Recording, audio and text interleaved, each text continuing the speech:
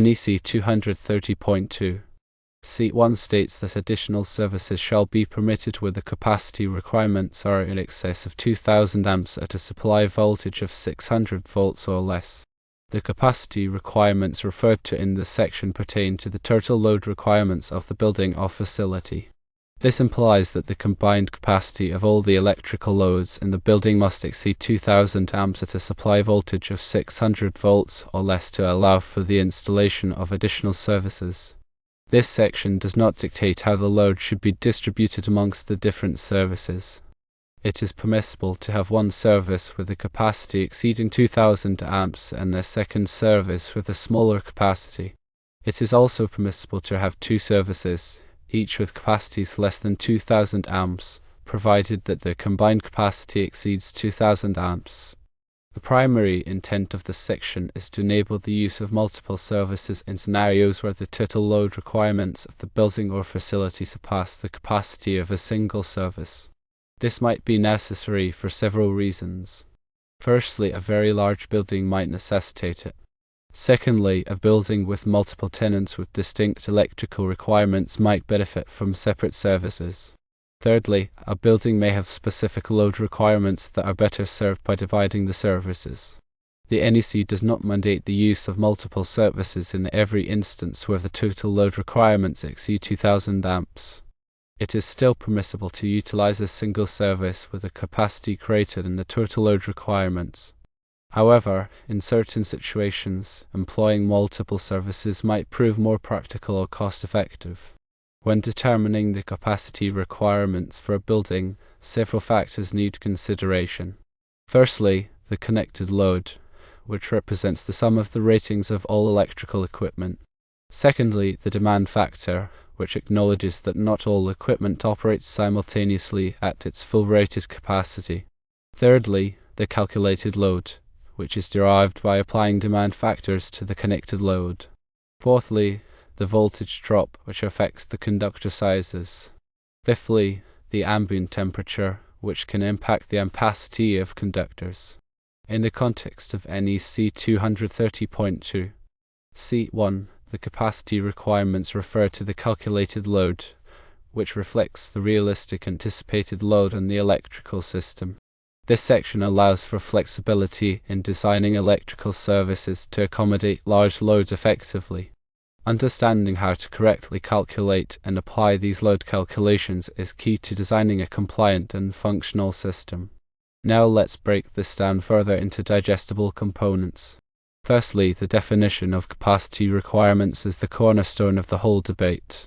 These requirements directly correlate to the anticipated maximum load the building's electrical system will experience. This isn't simply the sum of every breaker in every panel.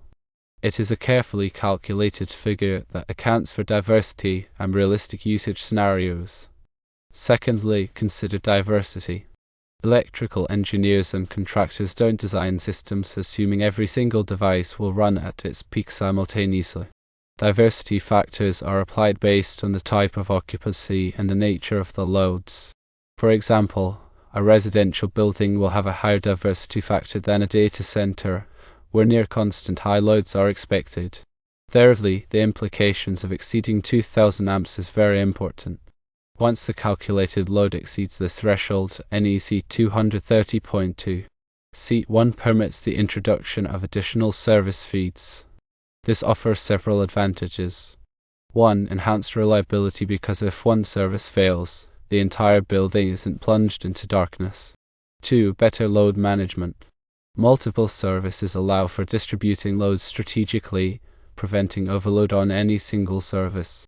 3. Potential cost savings.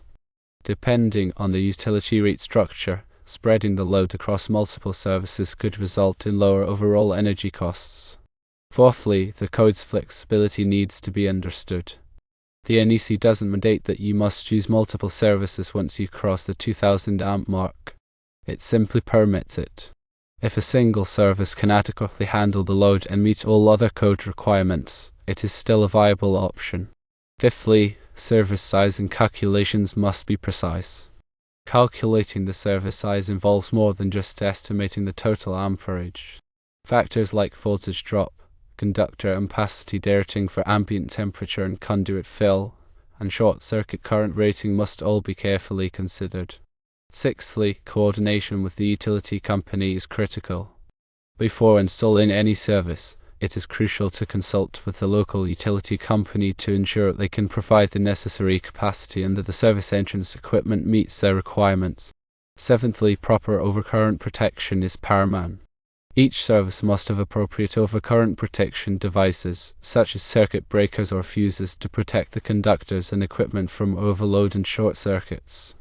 Eighthly, grounding and bonding need to be handled. Proper grounding and bonding are essential for safety and to minimize the risk of electrical shock.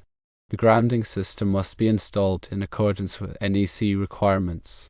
Ninthly, labeling and documentation are vital. All service equipment must be clearly labeled to identify the source of power and the load served. Accurate documentation, including panel schedules and single-line diagrams, is essential for future maintenance and troubleshooting. Tenthly, regular inspection and maintenance are important. Electrical systems should be inspected and maintained regularly to ensure they are operating safely and efficiently. This includes checking connections, testing overcurrent protection devices, and inspecting conductors for damage. The allowance for multiple services above 2000 amps isn't a free pass to install as many services as you want. There needs to be a legitimate reason based on the calculated load and the overall design of the electrical system. Before deciding to install multiple services, a thorough engineering study should be conducted to evaluate the various options and determine the most cost-effective and reliable solution. This study should consider factors like load diversity, voltage drop, short-circuit current, and utility rate structures. In some cases, it might be more economical to install a single, larger service than to install multiple smaller services. In other cases, multiple services might be the only practical solution due to space constraints or utility limitations. The NEC provides specific rules for the installation of multiple services, including requirements for service disconnects, overcurrent protection, and grounding. It is essential to follow these rules carefully to ensure the safety and reliability of the electrical system. It is also important to consider the impact of multiple services on the overall building design. Multiple services will require more space for service entrance equipment, and they may also require additional conduits and wiring. The location of the service entrance equipment should be carefully planned to minimize the impact on the building's aesthetics and functionality. Let's delve into the specifics of load calculations.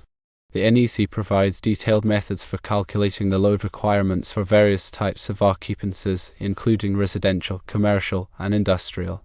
These methods involve applying demand factors to the connected loads to account for diversity.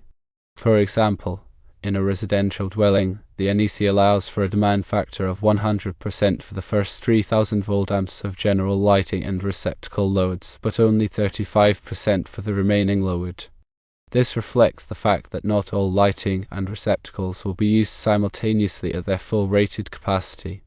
Similarly, for electric ranges, the NEC allows for a demand factor based on the number of ranges installed. The more ranges there are, the lower the demand factor. This is because it is unlikely that all of the ranges will be used at the same time. For commercial buildings, the NEC provides separate load calculation methods for different types of occupancies, such as offices, stores, and restaurants. These methods take into account the specific electrical loads associated with each type of occupancy. For example, in an office building, the NEC allows for a demand factor of 100% for the first 10 volt amps per square foot of general lighting and receptacle loads, but only 50% for the remaining load.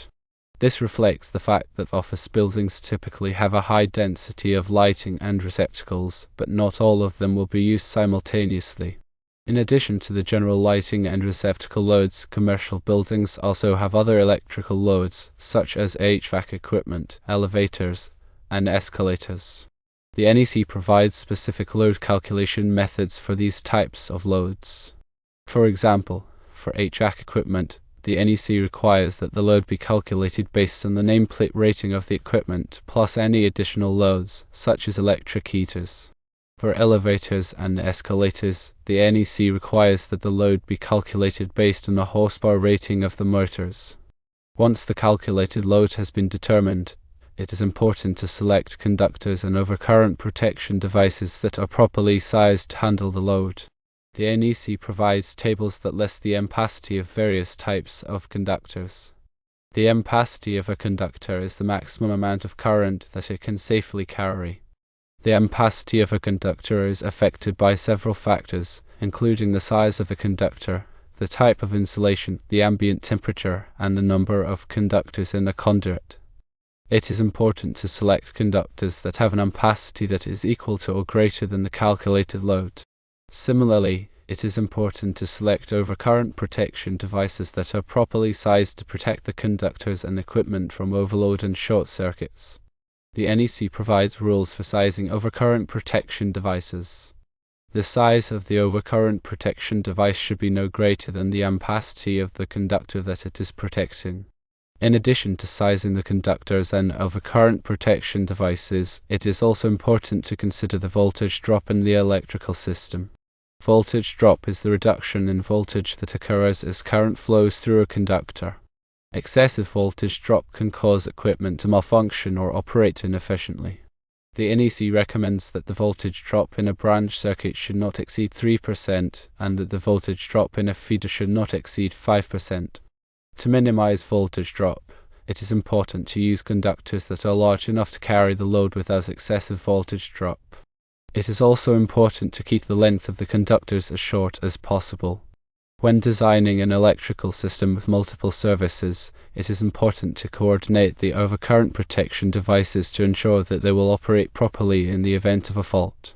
Coordination of overcurrent protection devices involves selecting devices that will trip in a specific sequence so that the fault is cleared by the device that is closest to the fault. This prevents unnecessary outages and minimizes the damage to equipment. The NEC provides guidance on coordinating overcurrent protection devices. Coordination studies are typically performed by qualified electrical engineers. These studies involve using computer software to model the electrical system and simulate fault conditions. The results of the coordination study are used to select the appropriate overcurrent protection devices and to set their trip settings. In summary, NEC 230.2 C1 provides the allowance for additional services when capacity requirements exceed 2000 amps at 600 volts or less. The capacity requirements refer to the total load requirements of the building or facility, meaning the combined capacity of all electrical loads must exceed this threshold. The code does not specify how the load should be divided among the services, permitting flexibility in design. Multiple services may be necessary for large buildings or those with multiple tenants. The NEC does not mandate multiple services. A single service exceeding the load is permissible. Careful calculation of loads, coordination with the utility company, and proper overcurrent protection and grounding are crucial for safe and efficient electrical system design. Regular inspection and maintenance are essential for ensuring continued safe and reliable operation. Always consult with qualified electrical professionals and adhere to the latest edition of the NEC for accurate and safe electrical installations.